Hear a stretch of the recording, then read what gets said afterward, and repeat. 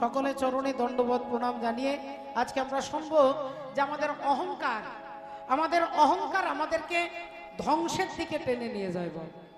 যে কোনো অহংকার, জাতি বিদ্যা মহত্তঞ্চ রূপ যৌবন মেবচ। যদি কেউ মনে করে আমি পড়াশোনায় বিশাল, আমি বিরাট পণ্ডিত, তাহলে তাকেও জানতে হবে যে তা ধ্বংসের দিকে এগিয়ে যাচ্ছেন। যদি কেউ মনে করে যে আমি বিরাট বড় দাতা, তাহলে তিনিও ধ্বংসের দিকে এগিয়ে যাচ্ছেন। যদি কেউ মনে করে আমি ভালো গান করি, বলে তিনিও ধ্বংসের দিকে এগিয়ে যাচ্ছেন। কারণ অহংকার আমাদেরকে বিনাশের দিকে টানতে টানতে নিয়ে যায়। তার প্রমাণ আজকে আমরা যার কথার মধ্য থেকে আলোচনা করব, তিনি হচ্ছেন বাবা ভোলেনাথের শ্বশুর মশাই, যার নাম হচ্ছে প্রজাপতি দক্ষ রাজা। সেই দক্ষ রাজার অহংকার কেন চূর্ণ হলো, কেন অহংকার হলো, তার তথ্য আমার রামায়ণ মহাভারতকে লক্ষ্য করে আজকের ইতিহাস আমরা জানব। এই মুহূর্তে আমরা চলে যাব মহামুনি ভৃগু মুনির কাছে। একদিন ভৃগু মুনি যজ্ঞ করছেন, স্বর্গ মর্ত পাতাল সবাইকে নেমন্তন্ন করেছেন। স্বর্গ মর্ত পাতাল ত্রিভুবনকে মহামুনি ভৃগু তিনি নেমন্তন্ন করেছে। তিনি যজ্ঞ করছেন। স্বর্গের দেবতা, মর্তের মানব, রাজা মহারাজা, পাতালের গন্ধর্ব কিন্নর সবাইকে নেমন্তন্ন করেছেন। যথারীতি সবাই ভৃগুমুনির যজ্ঞের অনুষ্ঠানে আপনাদের মতো গিয়ে বসেছেন। সবাই নিজের নিজের জায়গায় বসেছেন, নীরবতা পালন করে চুপচাপ করে সকলে বসে আজকে যজ্ঞ দেখবেন। কিন্তু যজ্ঞ শুরু করতে পারছেন না ভৃগুমুনি। কারণটা আপনারা জিজ্ঞাসা করবেন, কারণ কি? কারণ হচ্ছে আজকে তিনি যজ্ঞের যিনি প্রধান অতিথি, তিনি এখনো পর্যন্ত আসেননি। ভাববেন প্রধান অতিথিকে না, প্রধান অতিথি হচ্ছে তিনি হচ্ছেন শিব ঠাকুরের শ্বশুর মশাই, যার নাম হলো প্রজাপতি দক্ষ রাজা। সেই দক্ষ প্রজাপতি এখনো পর্যন্ত আসেননি, তাই যজ্ঞটা শুরু করতে পারছেন না। এখন সবাই অপেক্ষা করছে কখন আসবে, কখন আসবে, কখন আসবে। একবার করে রাস্তার দিকে তাকাচ্ছে, একবার যজ্ঞের দিকে তাকাচ্ছে, একবার রাস্তার দিকে, একবার যজ্ঞের দিকে। 1 ঘন্টা পরে আসছেন দক্ষ প্রজাপতি। হেন কালে আইলেন দক্ষ প্রজাপতি, হেন কালে আইলেন দক্ষ প্রজাপতি, হেন কালে আইলেন দক্ষ প্রজাপতি। ওগো তাহারে দেখিয়া সবে করেন প্রণতি, তাহারে দেখিয়া সবে করেন প্রণতি, ওগো তাহারে দেখিয়া সবে করেন প্রণতি। যেই দক্ষ প্রজাপতি ঢুকছে, আমার দিকে না তাকালে বুঝতে পারবেন না কিরকম ঢুকছে। একটা হাতের উপরে আরেকটা হাত দিয়েছে, এরকম করে মাথা উঁচু করে বুক ফুলিয়ে ভৃগুমুনির যজ্ঞের অনুষ্ঠানে প্রবেশ করছেন দক্ষ রাজা। প্রজাপতি তার নাম নয়, প্রজাপতি হচ্ছে একটা পদ, একটা আসন, একটা সিংহাসনের নাম। প্রধানমন্ত্রী কারোর নাম নয়, রাষ্ট্রপতি কারোর নাম নয়। রাষ্ট্রপতি চেয়ারটার নাম। 10 বছর 20 বছর অন্তর অন্তর চেঞ্জ হবে। এখন বসেছেন শ্রীমতী দ্রৌপদী মুর্মু, তিনি ভারতের রাষ্ট্রপতি। তাহলে তিনি, তার নাম শ্রদ্ধেয়া দ্রৌপদী মুর্মু, এটা তার ব্যক্তিগত নাম। কিন্তু চেয়ারটার নাম কি না, চেয়ারটার নাম হচ্ছে রাষ্ট্রপতি। এটা কিন্তু চেঞ্জ হবে না। ঠিক সেই রকম প্রজাপতি হচ্ছে চেয়ারটার নাম, আর প্রজাপতির চেয়ারে যিনি বসেন তার নাম হচ্ছে দক্ষ রাজা। সেই দক্ষ প্রজাপতি অহংকারে মত্ত হয়ে বুক ফুলিয়ে মাথা উঁচু করে একটা হাতের উপরে আরেকটা হাত রেখে আর তিনি প্রবেশ করছেন যজ্ঞের অনুষ্ঠানে।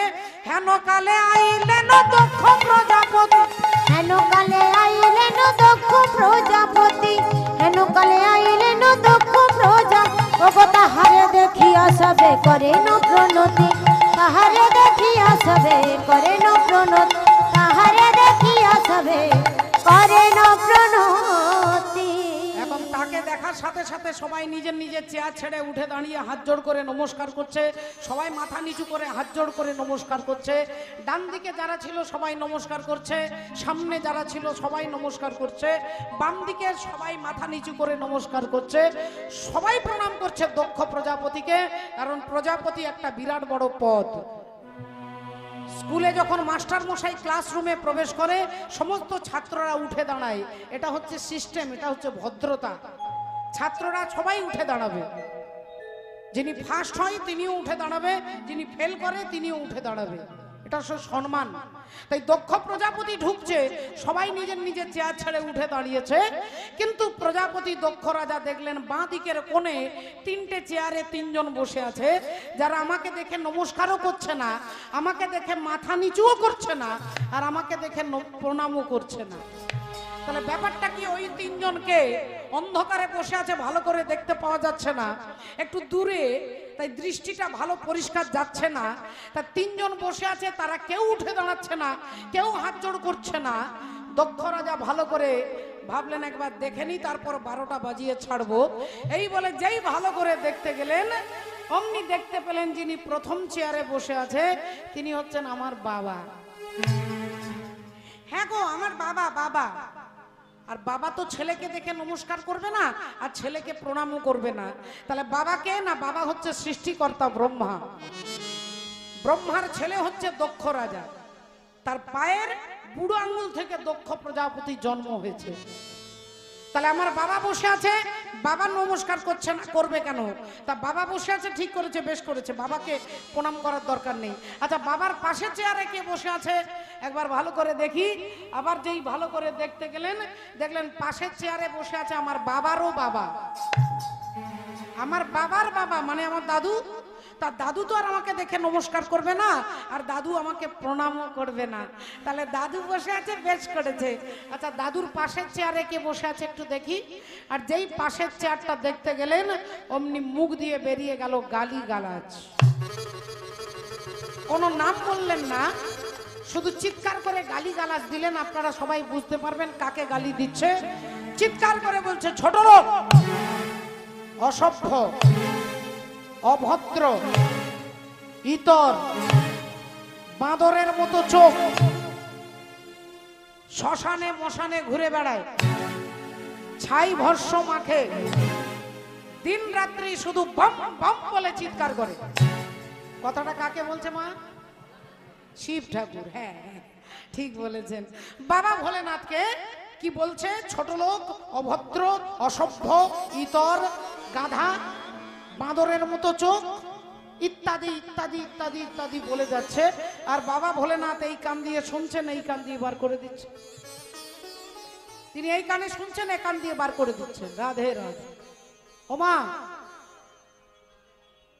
তো তার যারা ভক্ত তারা তো ছেড়ে কথা বলবে না। শিব ঠাকুরের যারা ভক্ত তারা সঙ্গে সঙ্গে উঠে দাঁড়িয়ে যায়। কি বলছেন আপনি? কি বলছেন আপনি?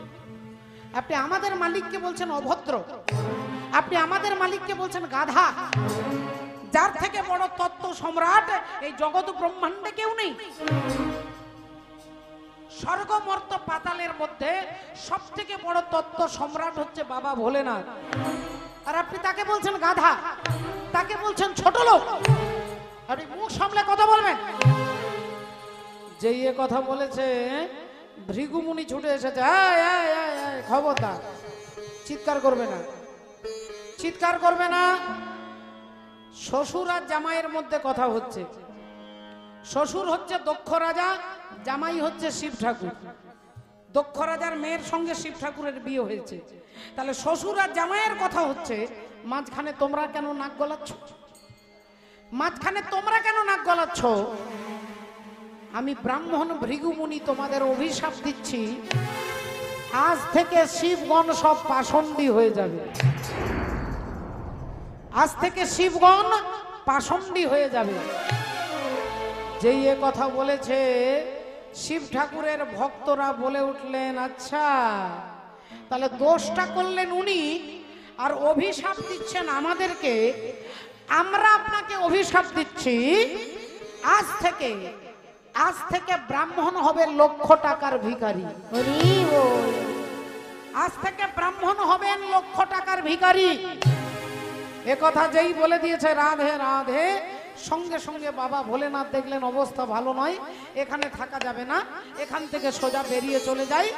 বাবা ভোলেনাথ তিনি ওই সভাটা ছেড়ে কানে আঙ্গুল দিয়ে আর হরিনাম গাইতে গাইতে, গুনগুন করে গাইতে গাইতে তিনি বেরিয়ে চলে যাচ্ছে। দেখুন, তাকেই গাধা বলছে, তাকে ছোট লোক বলছে, তাকে অসভ্য বলছে, আর তিনি আনন্দে সেখানটা পরিত্যাগ করে বেরিয়ে চলে যাচ্ছেন ভগবানের নাম গাইতে গাইতে। ভগবানের গুণকীর্তন করতে করতে শ্রীকৃষ্ণ গোবিন্দ হরে মুরারে, হে নাথ নারায়ণ বাসুদেব। শ্রী কৃষ্ণ গোবিন্দ হরে মুরারে, হে নাথ নারায়ণ বাসুদেব। শ্রী কৃষ্ণ গোবিন্দ হরে মুরারে, হে নাথ নারায়ণ বাসুদেব। একমাত্র স্বামী সখা হমারে, একমাত্র স্বামী সখা হমারে, হে নাথ নারায়ণ বাসুদেব। শ্রী কৃষ্ণ গোবিন্দ হরে মুরারে, হে নাথ নারায়ণ বাসুদেব।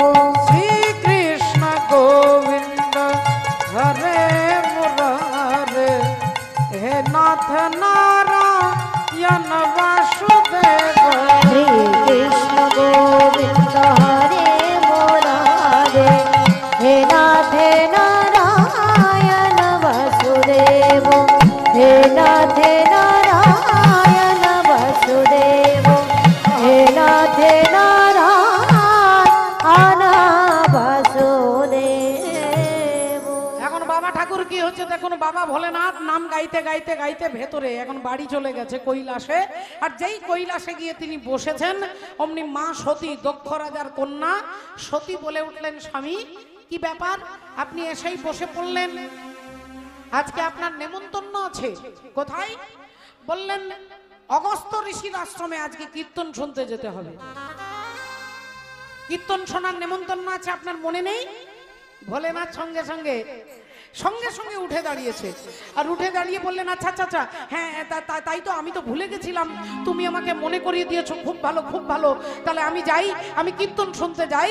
যেই ভোলেনাথ একটা পা বাড়িয়েছেন, অমনি সতী সামনে গিয়ে বলছে, বলি আমিও তোমার সঙ্গে যাব, বলি আমিও তোমার সঙ্গে যাব, আমিও তোমার সঙ্গে যাব, আমিও তোমার সঙ্গে যাব। আমি তোমার সাথে নাম শুনিব, আমিও তোমার সঙ্গে যাব, তোমার সাথে নাম শুনিব, আমিও তোমার সঙ্গে যাব। আমি তোমার সাথে হরি নাম শুনিব, আমিও তোমার সঙ্গে যাব, তোমার সাথে নাম শুনিব, আমিও তোমার সঙ্গে যাব, তোমার সাথে নাম শুনিব, আমিও তোমার সঙ্গে যাব, তোমার সাথে নাম শুনিব, আমিও তোমার সঙ্গে যাব, বলি তোমার সাথে নাম শুনিব, আমিও তোমার সঙ্গে যাব। আমি আপনার সঙ্গে কীর্তন শুনতে যাব। বারে আপনি প্রতিদিন কোথাও না কোথাও নেমন্তন্ন থাকে, চলে যান, আমি ঘরে শুধু বসে বসে থাকি, আমি আপনার সঙ্গে কীর্তন শুনতে যাব, আমাকেও নিয়ে যেতে হবে। বাবা ভোলেনাথ বললেন, আজকে সারা রাত্রি কিন্তু বসে বসে কীর্তন শুনতে হবে। সারা রাত্রি কীর্তন শুনতে পারবে তো? মা সতী বললেন, হ্যাঁ স্বামী, আপনি যদি পারেন আমি কেন পারবো না? সারা রাত্রি জেগে জেগে কীর্তন শুনবো, সকালবেলায় বাড়ি চলে আসবো দুজনে। এই বলে এখন বাবা ভোলেনাথ মা সতী এখন ষাঁড়ের পিঠে চেপে ওপর দিয়ে আকাশ মার্গে ওপর দিয়ে দুজনে স্বামী স্ত্রী হরি কথা শুনতে যাচ্ছেন অগস্ত্য ঋষির আশ্রমে।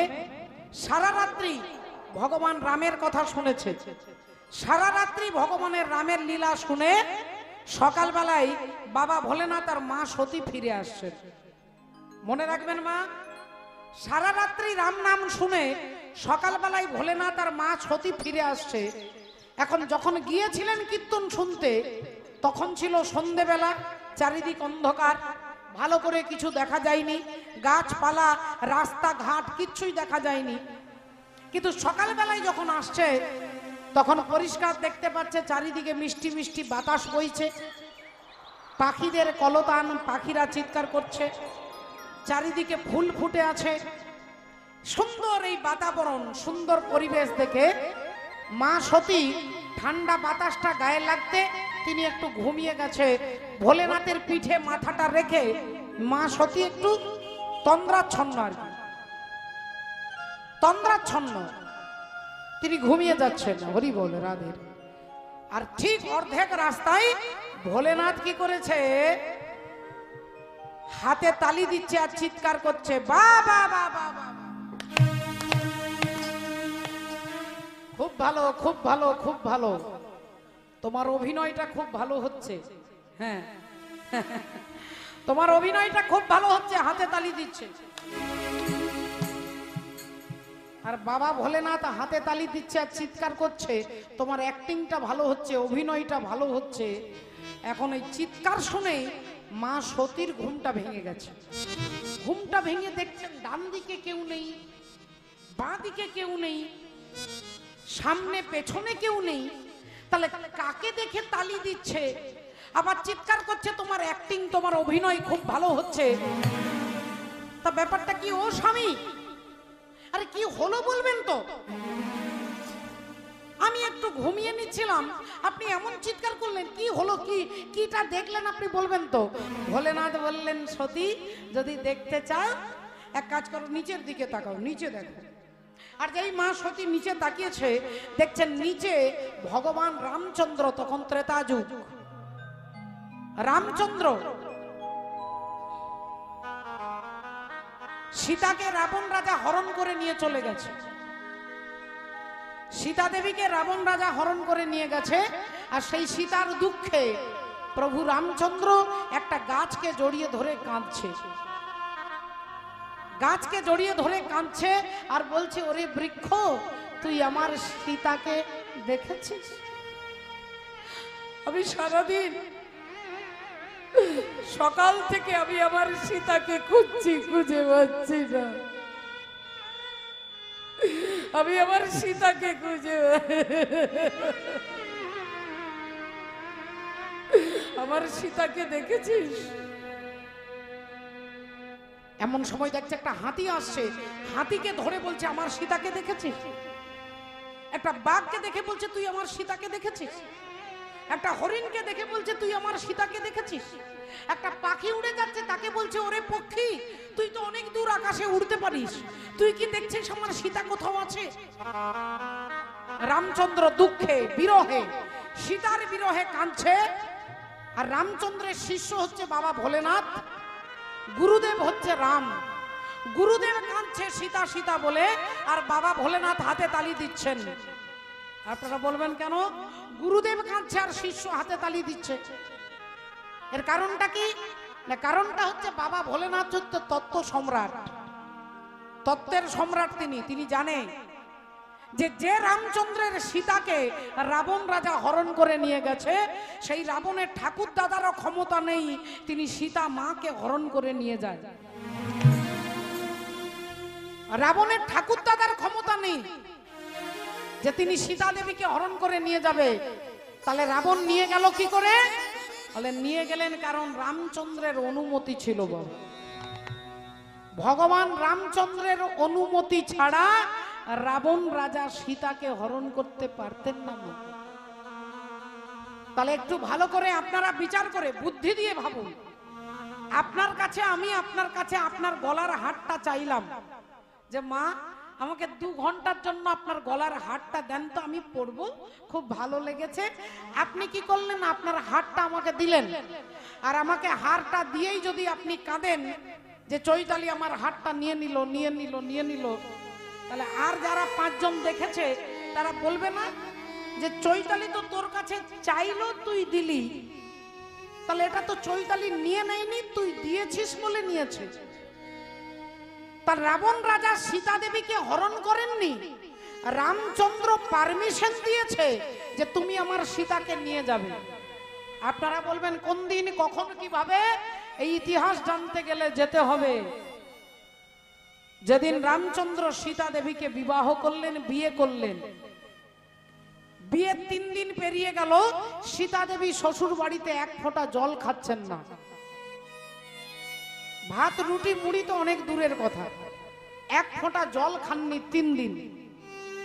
গোটা শ্বশুর বাড়ির লোকজন জেনে গেছে যে সীতা দেবী জল খাচ্ছে না। রাজা দশরথ এসে জিজ্ঞাসা করো, বৌমা তুমি আমার ঘরে খাচ্ছ না কেন? সীতা দেবী পরিষ্কার ভাষায় বললেন, আপনি ব্রাহ্মণ বধ করেছেন। বলে কোন দিন? না মনে পড়ে শ্বশুর মশাই, যেদিন আপনি মৃগয়া করতে গিয়েছিলেন, আপনার একটা ছেলেরও তখন জন্ম হয়নি। অনেকদিন আগের কথা, তখন আপনার ছেলেদের জন্ম হয়নি, রামের জন্ম হয়নি, লক্ষণের জন্ম, কারোর জন্ম হয়নি।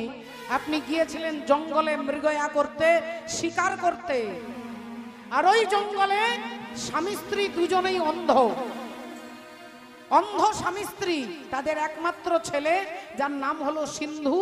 ওই সিন্ধুকে তার অন্ধ পিতা বলছে, যা তো বাবা একটু জল নিয়ে আয়।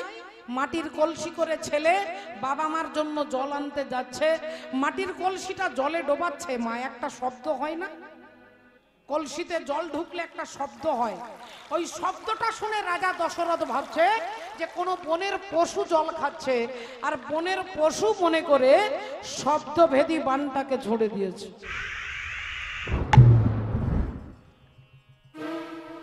আর যেই বানটাকে ছুঁড়ে দিয়েছে, অমনি সোজা লাগলো কার বুকে? না সিন্ধুর বুকে। ও গো বাবা গো, বাবা ও গো বাবা গো, বাবা আমায় ক্ষমা করো,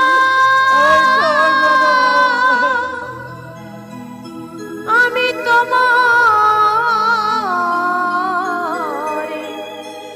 জন্য জল নিয়ে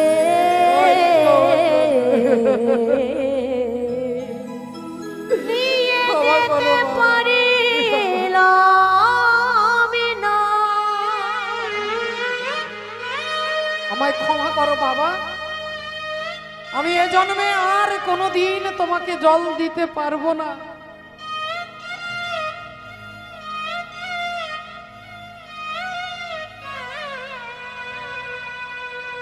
বাবা আমি এ জন্মে আর কোনোদিন আপনাকে জল দিতে পারবো না। বাবা তুমি আমায় ক্ষমা করো।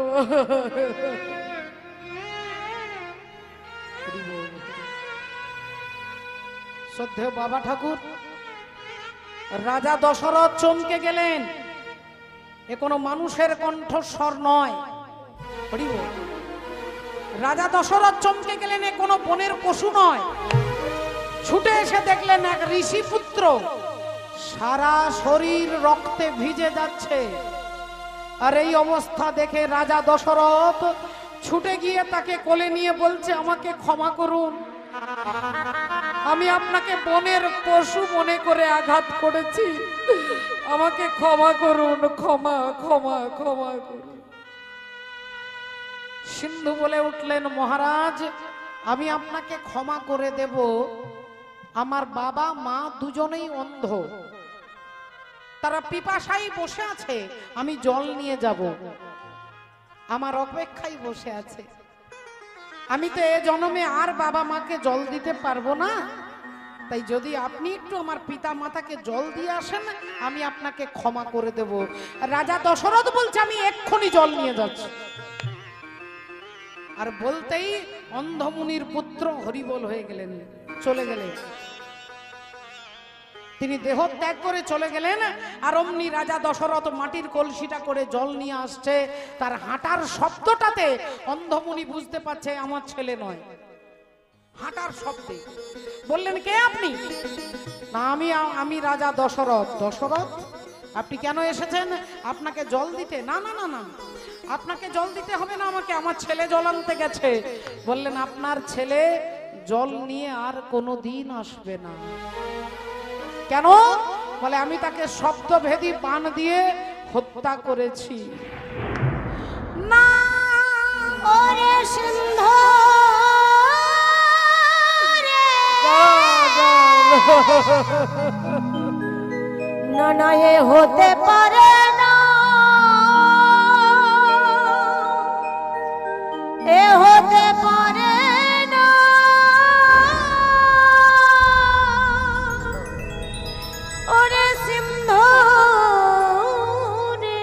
হতে পারে না।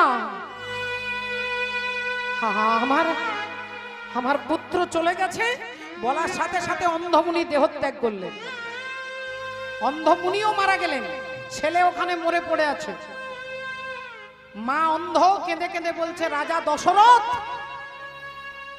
তুমি একা আমার ছেলেকে মারোনি, তুমি আমার ছেলেকে মেরেছো, আমার স্বামীকে মেরেছো। এবার আমিও দেহত্যাগ করব, তবে দেহত্যাগ করবার আগে বলে দিয়ে যাচ্ছি, যে ব্যথা তুমি আমাদেরকে দিয়েছো, একদিন এই পুত্র শোকে তোমাকেও মরতে হবে। একদিন এই পুত্র শোকে তোমাকেও মরতে হবে। সমস্ত ঘটনা খুলে বলছেন কে? না মা সীতা। কাকে বলছেন? না শ্বশুর মশাইকে বলছেন যে এই কারণে আপনার বাড়িতে আমি জল খেতে পাচ্ছি না, আপনি প্রায়শ্চিত্ত করুন, আপনাকে প্রায়শ্চিত্ত করতে হবে। দশরথ রাজা হাত জোড় করে বলছেন, মা তাহলে বলো কি করলে প্রায়শ্চিত্ত হবে, তুমি যা বলবে তাই করব। সীতা দেবী বললেন, এমন একজন ব্রাহ্মণকে ডেকে আনুন যিনি কারোর বাড়িতে আজ পর্যন্ত এক গ্লাস জল খাননি। এমন একজনকে ব্রাহ্মণকে ডেকে আনুন যিনি ত্রিসন্ধ্যা গায়ত্রী মন্ত্র জপ করে, 3 বার গায়ত্রী জপ করে, সকালে, ভোরে, দুপুরে, সন্ধ্যেবেলায়। এমন একজন ব্রাহ্মণকে ডাকুন যার 4টে বেদ মুখস্থ, ঋক, সাম, যজু, অথর্ব, এই 4টে বেদকে যিনি মুখস্থ করেছেন, সেই রকম একজন ব্রাহ্মণকে আপনার বাড়িতে সেবা দেন, আপনি অপরাধ মুক্ত হয়ে যাবেন। বললেন, বাবা তাহলে মা এরকম ব্রাহ্মণ কে আছে? সীতা দেবী বললেন, একজন আছে। কে? না লঙ্কার অধিপতি রাবণ রাজা। লঙ্কার রাজা রাবণ। বললেন, তাহলে মা আমি এক্ষুনি চিঠি লিখে দিচ্ছি। রাবণের নামে চিঠি লিখলেন রাজা দশরথ, আর রাবণ রাজা চিঠি পেয়ে ছুটে আসছে দশরথ রাজার বাড়ি। রাজা দশরথ রাবণকে প্রণাম করে পা ধুইয়ে দিয়ে ভেতরে নিয়ে গিয়ে সেবা দিলেন। সেবার পরে রাজা দশরথ বলছে, বলুন আপনাকে কি দক্ষিণা দিতে হবে? রাবণ রাজা দশরথের দিকে তাকিয়ে চোখগুলো ছলছল করে উঠল, মুখের মধ্যে হালকা মিষ্টি হাসি। বলছেন, হে রাজা দশরথ, আমাকে কোনো দক্ষিণা দিতে হবে না, শুধু একবার মা সীতাকে আমাকে দেখিয়ে দাও। একবার মা সীতাকে দেখতে চাই। দশরথ রাজা রাবণ রাজাকে সীতা দেবীর ঘরের কাছে দাঁড় করিয়ে দিলেন। তিনি চলে গেলেন, আর রাবণ সীতা মায়ের ঘরে ঢুকে দরজা জানালা সব বন্ধ করে দিয়েছে। সব বন্ধ করে দিয়ে হাত জোড় করে বলছেন, মাগো তুমি আমার জননী, জন্মদাত্রী, জগদ্ধাত্রী, জগৎ জননী মা, তোমার কাছে আমি এসেছি এই অভাগা সন্তান শুধু একটা ভিক্ষা চাইতে। মা আমার কোনো অভাব নেই, আমি স্বর্ণলঙ্কার অধিপতি রাজা রাবণ, আমার কোনো অভাব নেই, আমি শুধু তোমার কাছে ভিক্ষা চাই। আমি রামের হাতে মরতে চাই মা, আমি রামের হাতে মরতে চাই। সীতা দেবী বললেন, বাবা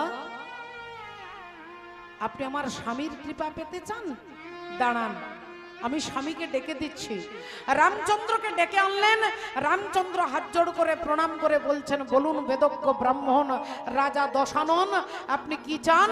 বললেন, আমি তোমার কৃপা পেতে চাই। রামচন্দ্র বললেন, যদি আমার কৃপা কেউ যদি পেতে চাও তাহলে আগে সীতার কৃপা পেতে হবে। যদি কেউ কৃষ্ণের কৃপা পেতে চাও তাহলে আগে রাধার কৃপা পেতে হবে। যদি কেউ গৌরের কৃপা পেতে চাও তাহলে তাকে আগে নিত্যানন্দের কৃপা পেতে হবে। যদি কেউ শিব ঠাকুরের কৃপা পেতে চাও তাহলে আগে মা দুর্গার কৃপা পেতে হবে। তাহলে আমার সীতা যদি তোমাকে কৃপা করে তাহলে আমি তোমাকে কৃপা করব না। প্রভু কি করলে মা সীতার কৃপা হবে? কানে কানে রামচন্দ্র বলছেন রাবণের, যার মাত্র কয়েকদিন পরে আমরা 14 বছরের জন্য বনবাসে চলে যাব। সেদিন কথা দিচ্ছি রাজা রাবণ, এই 14 বছরের মধ্যে 11 মাস আমি আমার সীতাকে তোমার লঙ্কায় পাঠিয়ে দেব। 11 মাসের মতো সময় আমি আমার সীতাকে তোমার লঙ্কায় পাঠিয়ে দেব। তুমি এসে আমার সীতাকে হরণ করবে। সারা জগৎ জানবে রাবণ সীতাকে হরণ করেছে, কিন্তু তত্ত্ববেত্তাগণ জানবে যে রামচন্দ্রের অনুমতি ছাড়া রাবণ রাজা সীতাকে হরণ করতে পারে না। তাই তুমি আমার সীতাকে নিয়ে যাবে, আমার পারমিশন রইল, আমি তোমাকে অনুমতি দিচ্ছি, তুমি আমার সীতাকে নিয়ে যাবে। এ গোটা ঘটনাটা বাবা ভোলেনাথ জানে। তাহলে যে রাম নিজে পারমিশন দিল যে আমার সীতাকে নিয়ে যাবে, সেই রাম একটা গাছকে জড়িয়ে ধরে কাঁদছে, একটা হাতিকে জিজ্ঞাসা করছে, একটা পাখিকে জিজ্ঞাসা করছে আমার সীতা কোথায়। তাহলে এটা অ্যাক্টিং, এটা অভিনয়। আপনারা অনেক সময় সিনেমা দেখতে দেখতে, টিভি দেখতে দেখতে, সিনেমা আপনারা ভালো করে জানেন যে ওটা মিথ্যে, তবুও যখন হিরো মরে যায় আপনারা কেঁদে ফেলেন। অনেকে আছে টিভি দেখতে দেখতে কাঁদে। সিনেমাতে প্রসেনজিৎ মারা গেছে, এখানে টিভি দেখতে দেখতে আপনি কাঁদছেন, কিন্তু প্রসেনজিতের বাড়ির লোকজন কিন্তু সে কিন্তু কাঁদবে না। কেন? কারণ সে জানে যে ওখানে মরেনি, ওটা অ্যাক্টিং করছে। তাহলে রামচন্দ্র সীতা সীতা বলে অ্যাক্টিং করছে, কাঁদছে, আর বাবা ভোলেনাথ জানে যে এটা সত্যি নয়, এটা মিথ্যে, নাটক, এটা লীলা মানে অভিনয়। তাহলে তিনি জানে যে এটা মিথ্যে, অভিনয় করছে, তাই হাতে তালি দিচ্ছে আর বলছে তোমার অ্যাক্টিংটা খুব ভালো হচ্ছে। আর পেছনে যে বসে আছে দক্ষ প্রজাপতির মেয়ে মা সতী, অমনি সতী সঙ্গে সঙ্গে তার মনে প্রশ্ন জাগলো, স্বামী একটা কথা বলবো। কি কথা? বলছি সারা রাত্রি যে রামের কথা শুনলাম সেই রাম, আর এই জঙ্গলে যিনি কাঁদছেন এই রাম, এই দুজন কি আলাদা? না, হরি বল, একজনই। যে রামের কথা শুনলাম অগস্ত্য ঋষির আশ্রমে সেই রাম, আর এই যে জঙ্গলে কাঁদছেন এই রাম, এই দুজন কি আলাদা? না, একজন। বাবা ভোলেনাথ মিষ্টি হেসে বললেন না না না, যার কথা শুনেছি সেই রাম, আর এই জঙ্গলে কাঁদছেন এই রাম, এই দুজন একজনই ব্যক্তি। সতী বললেন তাহলে আমার মনে হচ্ছে, সন্দেহ হচ্ছে রাম কোনো ভগবান নন। বলে কেন রাম ভগবান নন তোমার মনে হচ্ছে কেন? বললেন রাম যদি ভগবান হতো, ভগবান হলে অন্তর্যামী হতো, আর অন্তর্যামী হলে জানতে পারতো যে রাবণ রাজা সীতাকে নিয়ে গেছে। আর উনি যদি জানতেন তাহলে গাছকে জিজ্ঞাসা করতেন না, পাখিকে জিজ্ঞাসা করতেন না। তাহলে আমার মনে হচ্ছে রাম কোনো ভগবান নন। শিব ঠাকুর হাসছে, আর হাসতে হাসতে বলছে বুঝতে পেরেছি তোমাকে মায়া ধরেছে। মায়েরা ভালো করে দেখেন, আপনারা অনেকে দেখেছেন যাকে ভূতে ধরেছে সে নিজের বাড়িটাকে বাড়ি বলবে না। ওঝা যখন জিজ্ঞাসা করবে তোর বাড়ি কোথায়, সে বলবে ওই তেঁতুল গাছের মাথার উপরে আমি থাকি, ওই তাল গাছের উপরে আমি থাকি। সে কিন্তু নিজের বাড়িটাকে বাড়ি বলবে না। কেন? তাকে তো ভূতে ধরেছে।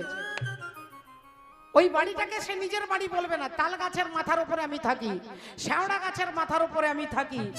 তাই ভূতে যাকে ধরে সে যেমন নিজের ঠিকানাটা জানে না, মায়া যখন ধরবে, রাধে রাধে, মায়া যখন ধরবে তখন সে কি করবে?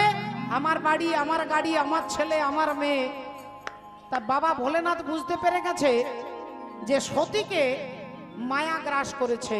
আর সতীশ বারবার চিৎকার করে বলছে আমি প্রমাণ করে দেব রাম কোনো ভগবান নন, আমি প্রমাণ করে দেব রাম অন্তর্যামী নন, আমি প্রমাণ করে দেব, আমি চ্যালেঞ্জ করে বলছি তোমার রামের কান্না আমি 1 মিনিটে বন্ধ করে দেব। তোমার রাম যে কাঁদছে আমি 1 মিনিটে বন্ধ করে দেব। ভোলেনাথ বলছে দেখো সতী তুমি মারাত্মক ভুল করছো, এখনো বলছি শুধরে যাও। মা সতী বললেন আমি চ্যালেঞ্জ করে বলছি, আমি প্রমাণ করে দেব উনি ভগবান নন, আমি প্রমাণ করে দেব উনি অন্তর্যামী নন, আর আমি 1 মিনিটে তার কান্না বন্ধ করে দেব। এই বারবার যখন বলছে তখন বাবা ভোলেনাথ সতীকে ত্যাগ করে তিনি ওখান থেকে চলে যাচ্ছেন। আর মা সতী কি করেছে না, মা সতী সেজেছে সীতা। মনে রাখবেন মা সতী তিনি সীতা সেজেছে।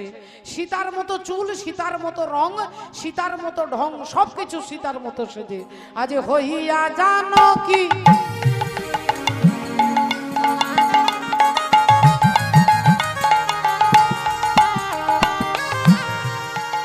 আজি হইয়া জানো কি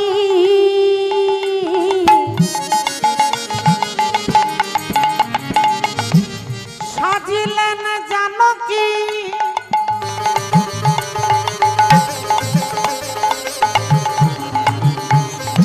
হইয়া জানো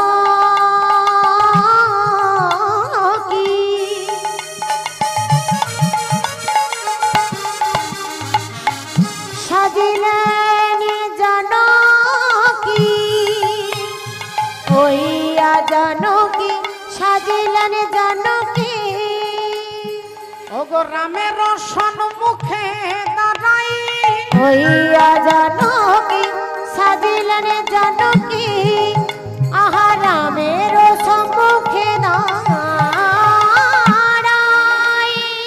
বলি এসেছি আমি জগতের স্বামী অমন করে আর কেঁদো না ও এসেছি আমি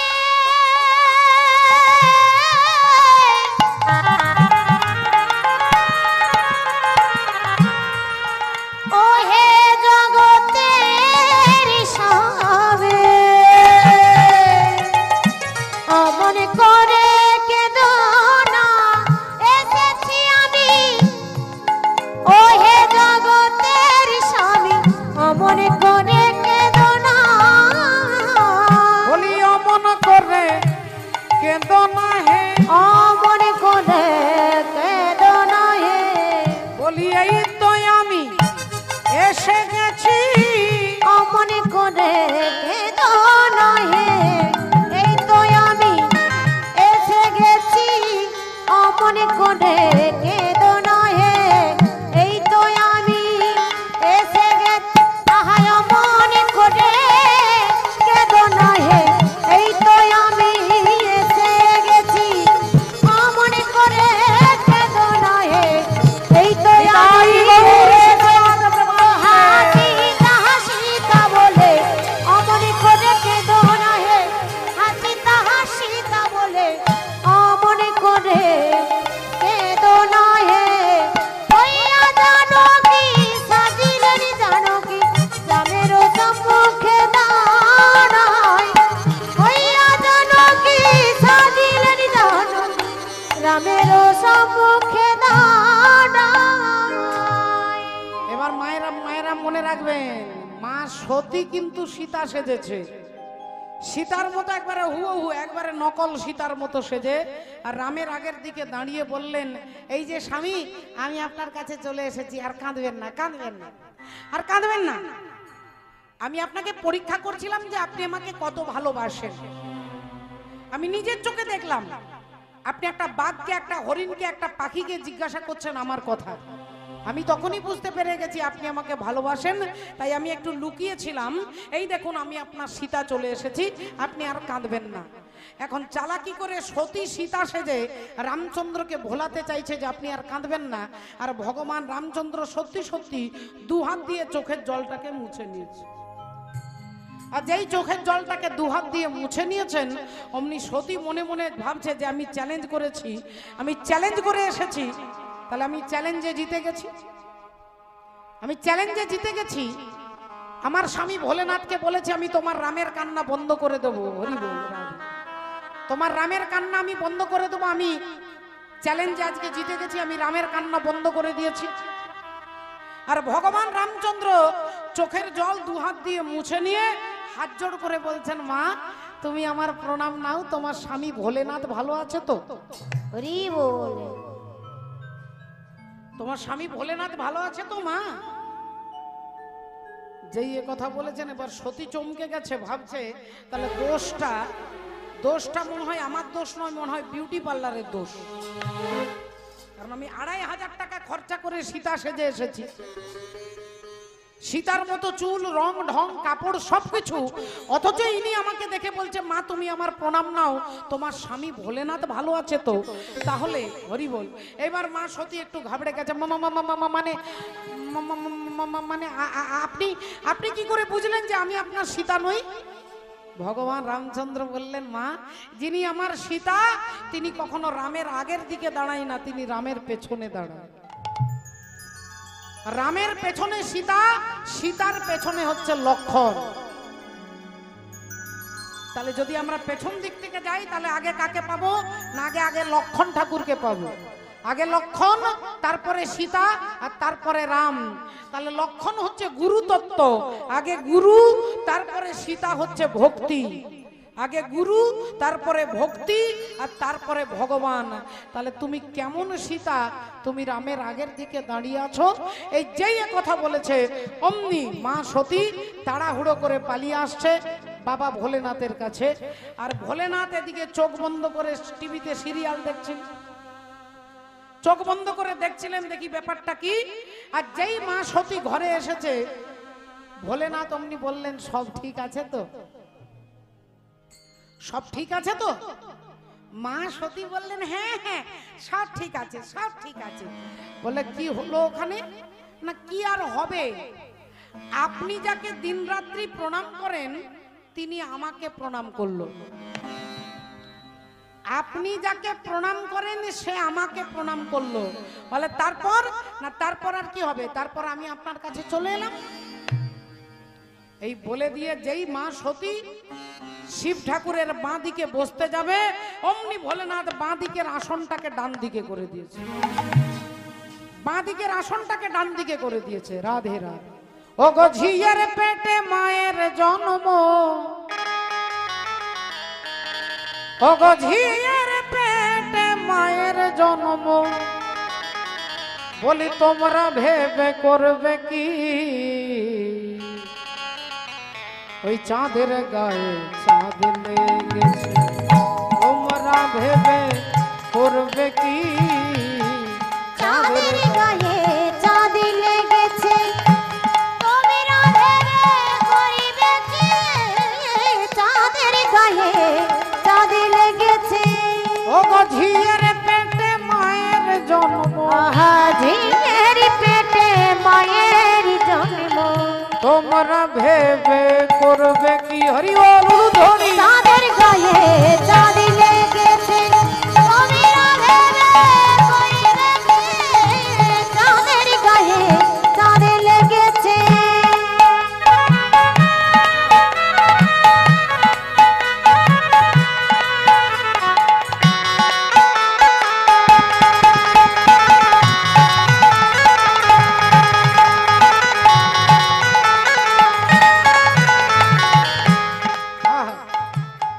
বলি 6 মাসের এক কন্যা ছিল,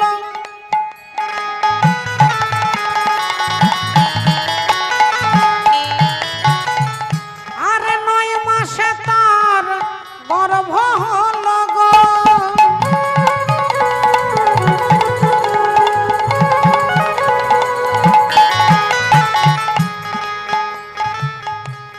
আবার 11 মাসে 3টি সন্তান, 11 মাসে 3টি সন্তান, বলি কোনটা করবে ফকিরি, চাঁদের গায়ে চাঁদ লেগেছে, তোমরা ভেবে করিবে কি, চাঁদের গায়ে চাঁদ লেগেছে। ও ঝিয়ের পেটে মায়ের জন্ম, আহা ঝিয়ের পেটে মায়ের জন্ম, বলি তোমরা ভেবে করবে কি,